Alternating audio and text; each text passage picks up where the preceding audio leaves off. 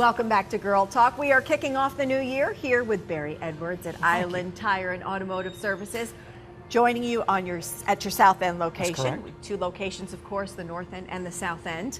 And we have enjoyed visiting you throughout 2012. We look forward to more visits and more education and it's been all these great segments that I've learned so much. And I learned something else right before Christmas. I was getting my oil changed here, and my tire light, my tire pressure indicator light was on. And of course, I had been ignoring that for way too long. I kept hearing Barry. Not to do. Well, the guy, Lou, came out and said, did you realize that it was for your spare? I guess you checked all my tires, and then it was the spare that was kicking off the indicator light.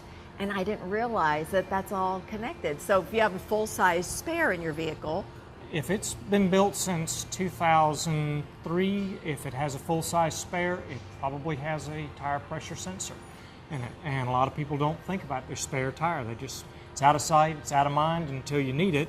And wouldn't that be awful if you had a flat and you went to go change it and your spare was also flat? So hence the indicator light. Usually the spares aren't completely flat, but they're still not safe. Great, well, they're not safe to drive on. But today we had a lot of people ask about what's the difference in oils. And that was one of the things we thought we would cover today. I pulled my manual, was looking to see, you know, yes, there is information in here that tells me what oil I need. The manual is actually the first place you want to start. Most people think that oil is oil. You know, it's 1030, it's 520. Those numbers don't really mean anything. They're actually very important, particularly with newer vehicles. The manufacturers, when they design and build these engines, they will specify a specific type of oil.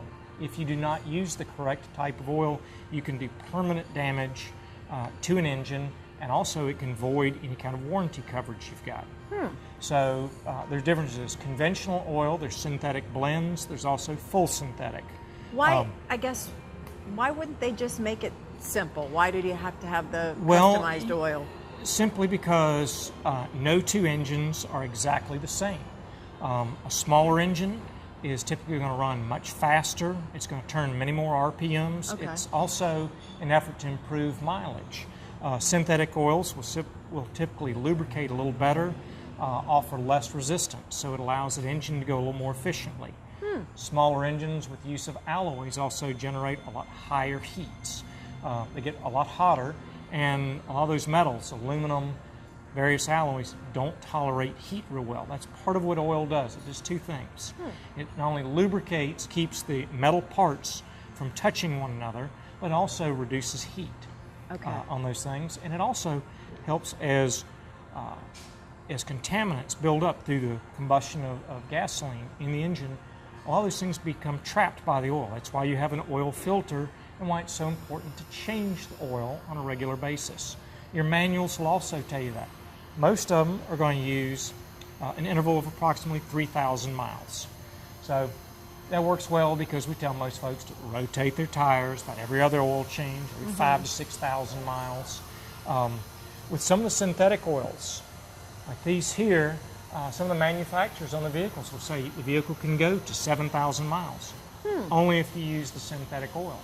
Full synthetic oils tend to be a little more expensive, but they also will last a lot longer. For people using a conventional oil, a lot of time we can use something like this. This is an additive that if you're putting this in a conventional oil, instead of having to change it every 3,000, you can safely go to 5,000 miles. So while it adds about $10 to the cost of an oil change, you're getting more life out of it. You get a lot more life out of it. Now, if you go on 5,000, at that point you'd want to remember get the tires rotated. If we have an engine that's got a lot of miles on it, that's pretty grungy, we can use something like this. It's a flush. We'll actually run it through. It'll help clean any kind of sludge that builds up, and then put an additive like that. It tends to restore some of the compression. A couple of the other fluids we've got here are not necessarily, they're types of oils, but these are specific to transmissions or power steering. And again, this is where the owner's manual becomes so important, because there is no one universal automatic transmission fluid. Some Ford vehicles use Mercron 5 4. Some of them use a Mercron 5 Plus. It's very important to use the correct fluid, particularly in some of the Hondas, or things with what they call it's a different type of trans called a CVT transmission, but it's very important to use the proper oil. Now, we keep over 50 different grades, weights of oil in stock. This one in particular is a synthetic that's restricted solely for 2 types of VW engines. They're very specific. They said they have to use this. Wow. Otherwise, you will do you have potential to do catastrophic damage very quickly. Wow. And while you have the individual quarts and containers and such here, what's really kind of cool is in one of the bays, you are showing us the boxes of oil, which is really cool because it's environmentally responsible. Well, it does a couple of things. We figured based on the previous 2 years' oil consumption, we get oil in bulk. It comes literally by a tanker truck. And then those 24-quart eco boxes. By using those eco boxes, we've eliminated almost 8,000 plastic bottles for having to go to a landfill. One of the other things we saw out there is that we recycle all of the used oil, used transmission fluid, all those. You've got a company that you work with? We sure do, with Universal Environmental. They pick up all of those waste products, so they're disposed of properly. Most of the oil product is actually reused, recycled. Even the filters, the spin-on filters, those are used. They're recycled. That's awesome. So it's not only are you getting great service, but on the back end of things, they're being environmentally responsible, which we really appreciate too. Certainly. So as always, Barry, and don't forget to make this a part of 2013. Stay on target with all of that maintenance. We talk about preventative maintenance and getting more life out of your car, out of your tires. This is the way to do it. Just get on a great schedule, and these guys can help make those decisions and what you need and get you on a good schedule to take care of your vehicle and keep it safe as well.